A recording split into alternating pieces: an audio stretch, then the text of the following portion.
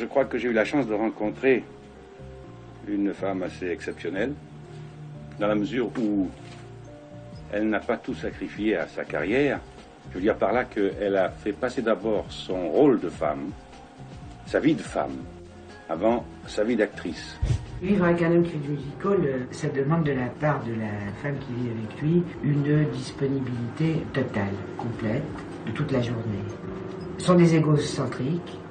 C'est pas le métier qui les rend comme ça, c'est qu'ils sont comme ça à la base. C'est l'histoire d'un couple mythique, Yves Montand et Simone Signoret. Lui, le fils d'immigrés italiens issus de la classe ouvrière. Elle, la petite bourgeoise née en Allemagne et installée à Neuilly-sur-Seine. Qu'est-ce qui vous a frappé chez Simone quand vous l'avez vue pour la première fois? Tout. Sa façon de parler, sa vraie gentillesse et sa vraie générosité. Un couple de stars, deux monstres sacrés du cinéma et du music-hall qui vont marquer le XXe siècle par leur beauté, leur talent, leur déboire et leurs engagements politiques. À gauche toute. La majorité des journaux vous considéraient, vous Yves Montand, comme appartenant au Parti communiste. Oui, mais comme on ne démentait pas la chose, ils étaient parfaitement en droit de l'écrire. Leur tour de force fut d'être ovationnés aussi bien à Moscou qu'à New York en pleine guerre froide. Le roi du music-hall, devenu acteur incontournable. Elle, la Signoret, récompensée par un Oscar à Hollywood, qui sut mettre sa carrière entre parenthèses pour l'homme de sa vie. Dans les périodes de la passion folle, c'est pas bien d'aller travailler, c'est vrai. C'est pas agréable. Alors j'ai cessé de travailler. Et c'était des moments absolument enchanteurs. Il n'y a pas un film qui aurait pu remplacer les moments que je passais avec lui pendant qu'il chantait. Donc je n'ai sacrifié rien.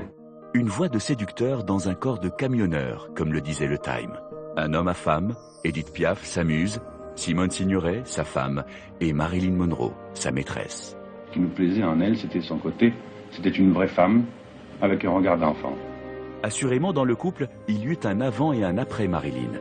Simone Signoret ne s'en remettra pas. Et pourtant, le couple restera marié et uni jusqu'à la mort en 1985 de l'éternel casque d'or. En 20 ans, tous les êtres humains ont plein d'occasions de se décevoir, de se faire du mal, de se réconcilier, de se disputer. En 20 ans aussi, c'est formidable de pouvoir se dire qu'on est passé à travers tout ça. Voici donc l'histoire d'Yves Montand et Simone Signoret. Une relation passionnée, passionnante et tumultueuse qui est entrée définitivement dans la légende. Yves Montand et Simone Signoret sont de la même génération. 6 mois seulement les séparent. Et pourtant, en apparence, tout les oppose. Yves Montand, de son vrai nom Yves Olivi, voit le jour le 13 octobre 1921 à Montsumano Alto, en Toscane. Sa famille italienne fuit le fascisme de Mussolini alors qu'il n'a que 2 ans. Direction Marseille. On était 5. Mon père, ma mère, ma soeur, mon frère et moi. Et où on a connu vraiment ce qu'on appelle la vraie misère, c'est-à-dire dans tout ce qu'il y a d'affreux, je veux dire, dans la dignité, on ne demandait rien, avec les choses qui sont rapiécées, avec pas grand-chose à manger, mais on a l'impression toujours que ce qu'on va manger est un repas de roi. Simone Signoret connaît quant à elle une enfance plus bourgeoise. De son vrai nom Simone Kaminker, elle est née le 25 mars 1921 à Wiesbaden, ville allemande alors sous occupation française. C'est à 2 ans, elle aussi, qu'elle rejoint la France, à Neuilly-sur-Seine. Ses parents sont chirurgiens-dentistes et elle ne manque de rien. Moi, je suis conditionné par mon enfance uniquement par rapport au fait que j'étais une sœur aînée, certainement. Dans un couple où ça allait pas bien. Et que très vite, j'ai pris la place du père, quoi. Quand éclate la Deuxième Guerre mondiale en 1939, son père d'origine juive polonaise fuit à Londres. Simone se retrouve alors chef de famille à 17 ans. Elle obtient son bac en Bretagne et doit trouver du travail, n'importe où, à n'importe quel prix. J'ai débuté comme dactylo d'une secrétaire dans un journal collaborationniste qui s'appelait Les Nouveaux Temps. Je comprenais rien du tout, j'étais dénué de toute espèce de sens politique et je me suis trouvé à cet âge très tendre au cœur même de ce qui s'est appelé la collaboration. Yves Olivi, lui, est issu d'une famille communiste. Il se retrouve manœuvre au chantier de Provence. Mais malgré la guerre, Ivo prend des cours de danse, car son idole s'appelle Fred Astaire. On a vu les premiers Fred Astaire, on a vu les premiers films faits avec des Noirs, avec Armstrong, avec tout ça. Je pense que ça a dû m'influencer énormément parce que c'est ce que je préfère dans le musical. En 1938, Ivo Livy fait ses grands débuts sur scène à Marseille sous le nom d'Yves Montand. Très vite, il connaît le succès à l'Alcazar, la grande salle de Marseille. Le 21 juin 1939, il chante sa première chanson originale dans les plaines du Far West. Dans les plaines du Far West, quand vient la nuit, les cow-boys près du bivouac sont réunis. Ils fredonnent au son d'un harmonica une vieille chanson de leur beau Texas. Pendant ce temps, Simone Signoret, qui s'appelle encore Caminker, découvre la Rive Gauche, Saint-Germain-des-Prés et le Café de Flore. Simone veut désormais faire du cinéma. Grâce à une amie actrice, elle décroche ses premières figurations sous le patronyme de sa mère, Signoret. Elle fait une première apparition furtive dans Les Visiteurs du soir de Marcel Carné en 1942. Et c'est là que moi, assise par terre dans un coin, j'ai vu jouer Arletty, Jules Berry. J'ai beaucoup plus appris, finalement, comme ça. Puis j'ai appris à être à l'heure. J'ai appris à avoir peur d'être en retard.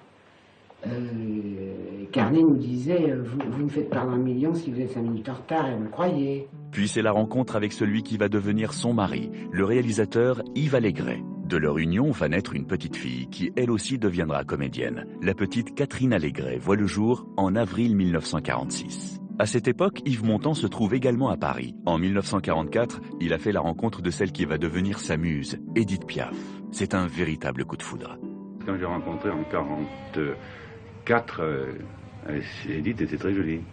Elle était charmante, elle avait l'arrêt au milieu comme ça, et puis, je sais pas, puis elle avait tellement quelque chose à l'intérieur, tellement d'énorme, que moi je la trouvais très belle, enfin. Alors qu'il se produit sur les scènes de l'ABC, de Bobino et du Moulin Rouge, elle lui propose d'assurer sa première partie. La chanson phare de Montand s'appelle alors La Marie Vison. Pour ce sacré manteau qu'elle voulait sur son dos, elle a foutu au clou ses rêves de gosse. Leur amour total et violent va durer plus de 2 ans avant qu'elle ne le quitte sans explication en 1946. Simone Signoret, elle aussi, a de plus en plus de succès, toujours grâce à Yves Allégret avec qui elle se marie en 1948. C'est cette année-là que sort Dédé d'Anvers, dans lequel elle interprète magistralement un personnage tragique et passionné de prostituée.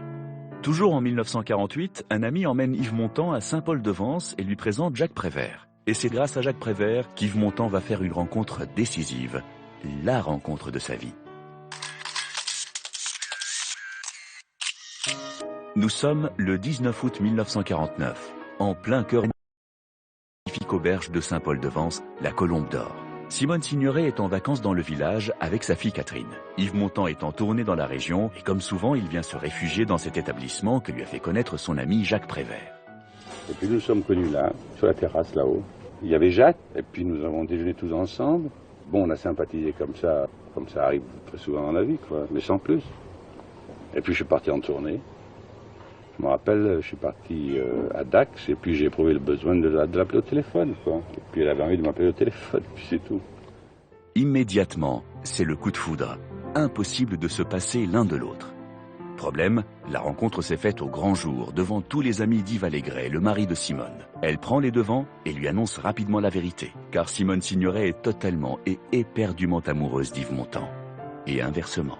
J'ai besoin absolument qu'il soit là, et il a sûrement besoin que je sois là aussi. Ça n'est pas vrai que pour les histoires d'amour, c'est vrai aussi pour l'amitié, enfin, c'est l'histoire de tous les gens qui s'aiment. Aussitôt, le couple s'installe à Paris, sur la place Dauphine, dans une ancienne librairie qu'ils vont transformer en duplex. Quand Simone, la petite bourgeoise, est présentée par Yves à sa famille, issue de la classe ouvrière, c'est un déclic. C'est lui qui m'a introduit dans ce qu'on appelle quelquefois très étourdiment la classe ouvrière, parce qu'il sort d'une famille d'ouvriers émigrants et que j'ai rencontré à la table familiale de ma future belle-mère et de mon futur beau-père, puisque j'étais la fiancée, qu'on venait présenter sa famille à Marseille, à la Cabucelle. J'ai rencontré des gens qui tous, à un moment donné de leur vie ou à un autre, avaient travaillé dans des usines. Yves Montand et Simone Signoret se marient en décembre 1951. C'est en 1951 justement que la carrière d'Yves Montand explose littéralement. Premier vrai one-man show à l'Étoile. Au printemps, sur l'Étoile, les girouettes tournent et font les coquettes avec le premier vent qui passe indifférent, nonchalant. Simone Signoret est la première de ses fans. Elle le dit elle-même, elle est devenue une groupie. Et par amour pour son mari, elle décide de mettre sa carrière entre parenthèses. J'ai passé beaucoup plus de temps dans les coulisses du Théâtre de l'Étoile, pendant une certaine époque, que sur des plateaux de cinéma. Mais vous aviez même quitté le cinéma pour lui. Oui, j'ai quitté. Vous avez quitté le cinéma pour lui. J'ai quitté, j'ai dit que j'allais le quitter. Je l'ai quitté pendant des longs mois. Et Yves Montand apprécie l'attitude de sa femme. Cette liberté, ce sacrifice même, permet à la carrière de Montand de décoller. Il est déjà une star du music-hall, mais il commence à percer au cinéma après des débuts hésitants. En 1952, il obtient son premier grand rôle à succès grâce au Salaire de la peur d'Henri-Georges Clouzot. C'est lui qui m'a donné la fameuse petite clé, une des petites clés du départ. Et alors, peu à peu, il m'a expliqué, il m'a dit, mais écoute, quand tu es sur scène, et que tu me fais, par exemple, Battlinger où le chef d'orchestre est amoureux, ça, tu te dédoubles. Il me dit, mais c'est ça. Lors du tournage du film, Simone Signoret est présente. Elle a même refusé de jouer avec Becker dans Casque d'or pour partir en Camargue, rejoindre son mari. Finalement, c'est par orgueil qu'elle va accepter le rôle. Le téléphone a sonné, c'était Becker. Il a été extraordinaire. Il m'a dit, ma chérie, tu as bien raison. On n'a qu'une vie, il faut la vivre. Et une histoire d'amour, ça se gâche pas. Et je disais, tu es gentil, Jacques. Merci beaucoup, Jacques. C'est très gentil. Mais tu n'étais pas trop embêté. Non, il m'a dit, je suis pas embêté du tout. D'ailleurs, j'ai appelé et il m'a dit le nom de dame. Alors le lendemain, j'ai pris le tram, puis je suis rentré. Puis j'ai fait Casque d'or. Et j'ai bien fait de faire Casque d'or, parce que c'est une des choses dont je suis le plus fier. Et c'est encore en jouant sur l'orgueil de Simone, la groupie, qu'Yves Montand va la convaincre de reprendre sa carrière, laissée quelque peu entre parenthèses. Et c'est ainsi qu'elle va finalement accepter de jouer dans Thérèse Raquin de Marcel Carné. Le film obtient le Lion d'Or à la Mostra de Venise, mais Yves Montand n'est pas en reste. Sur scène, il triomphe au Théâtre de l'Étoile à Paris. Et comme il va se perdre dans la foule de Broadway, c'est pas indifférent, emporte la lumière.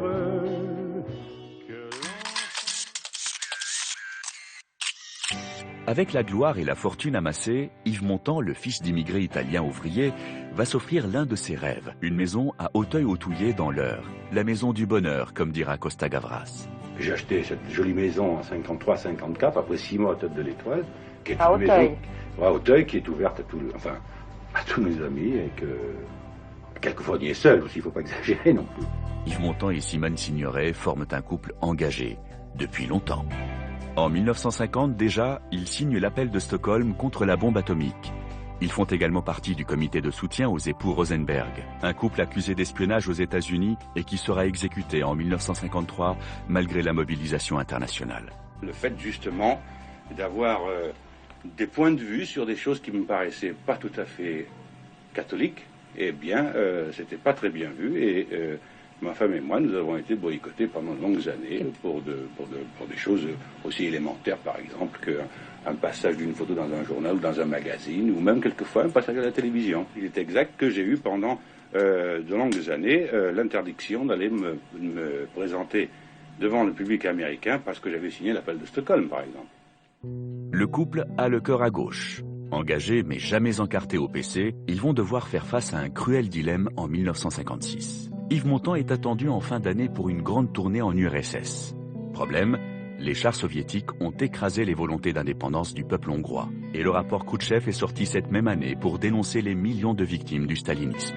Que faire? Yves Montand décide de partir pour Moscou.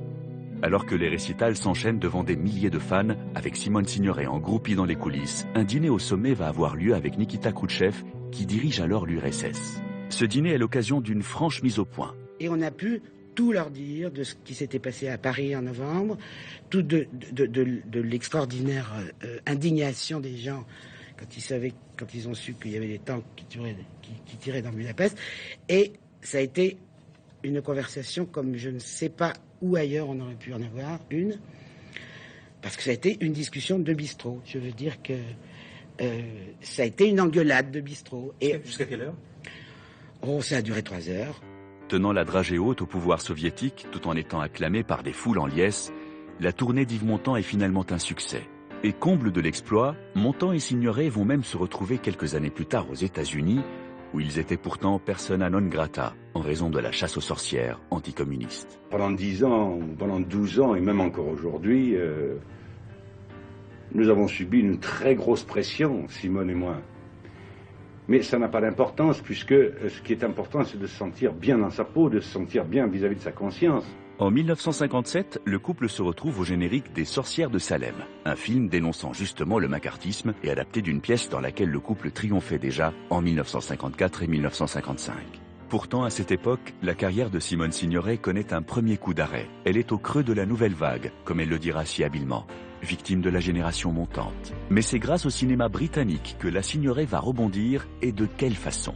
Pour son rôle dans Les Chemins de la Haute Ville de Jack Clayton, elle va obtenir l'Oscar de la meilleure actrice à Hollywood en 1960, la plus prestigieuse des récompenses pour une comédienne.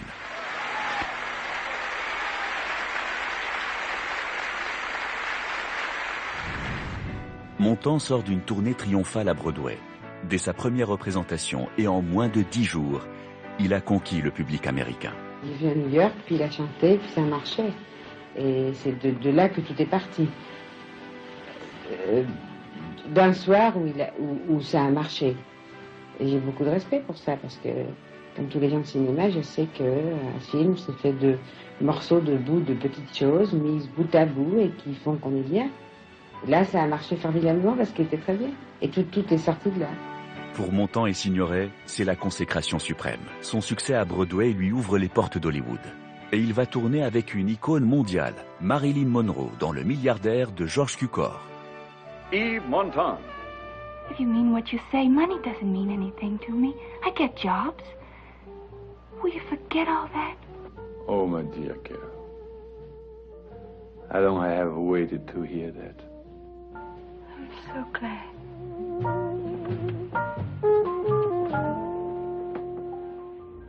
Marilyn est alors mariée à l'écrivain Arthur Miller. Et ce qui devait arriver, arriva. Arthur Miller retourne à New York pour écrire le scénario des Désaxés, Simone Signoret, elle, doit aller tourner un film en Italie, et Montand et Marilyn se retrouvent seuls.